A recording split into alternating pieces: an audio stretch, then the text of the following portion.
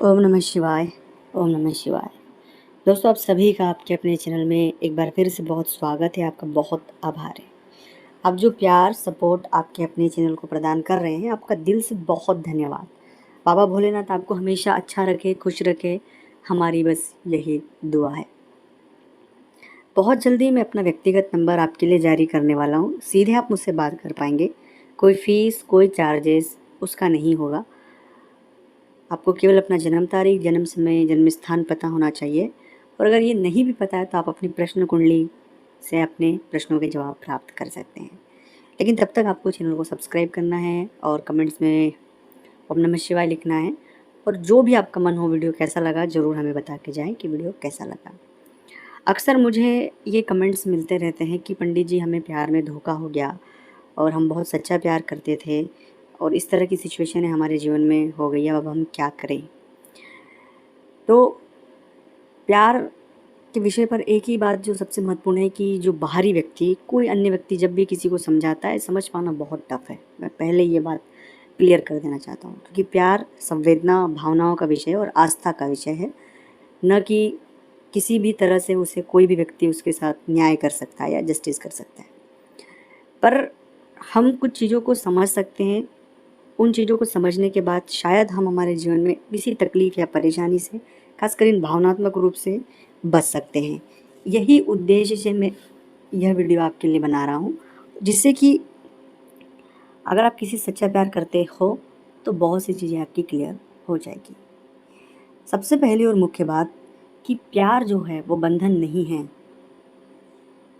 बंधन का मतलब ये है कि कई बार मैंने कई सारे कपल्स को देखा है, कई सारे प्यार करने वाले लोगों को देखा है, उनमें बंदिशें होती है। मतलब बंदिशें इस तरह की होती है कि वहाँ क्यों गए आप, वहाँ से किससे बात की, ऐसा क्यों हुआ, वो हुआ, इतने सारे जो चीज़ें हैं। देखिए, केयर करना एक अलग विषय है, सावधानी रखना एक अलग विषय है, लेकिन हर एक बात में जो हमारी एक आज़ादी, हमारी एक फ्रीडम है, हम जिसको भी जो करना चाहते हैं अपने तरीके से मदद करना चाहते हैं वो, तो उन सभी चीज़ों में जो एक पॉइंट आ जाता है, डॉट, जो रुकावट जिसे कहते हैं।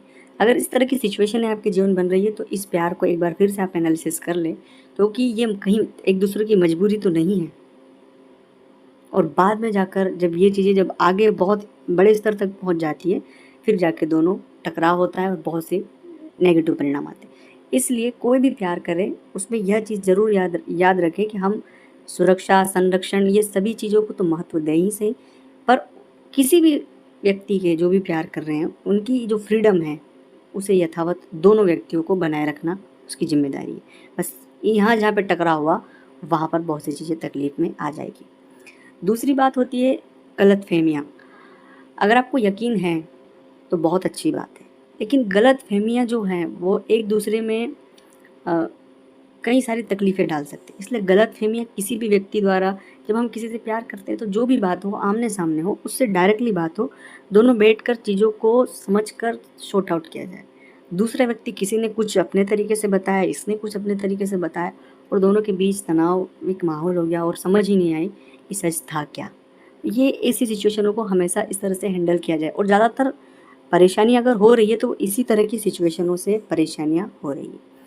तीसरी और मुख्य बात होती है अ, प्यार के संदर्भ में कि चीज़ों को देख नहीं पाना। हम ऐसे कहते हैं कि लोग प्यार में अंधे हो जाते हैं। उसका ये मतलब नहीं कि अंधे हो जाते हैं, उसका मतलब ये है कि वो चीज़ों को सही तरीके से ऑब्ज़र्व नहीं। तो अपने प्यार में चीज़ों को ऑब्ज़र्व करना मत भूलिए। सब चीज़ों को सही तरीके से समझना ज़रूरी है। ओम नमः शिवाय।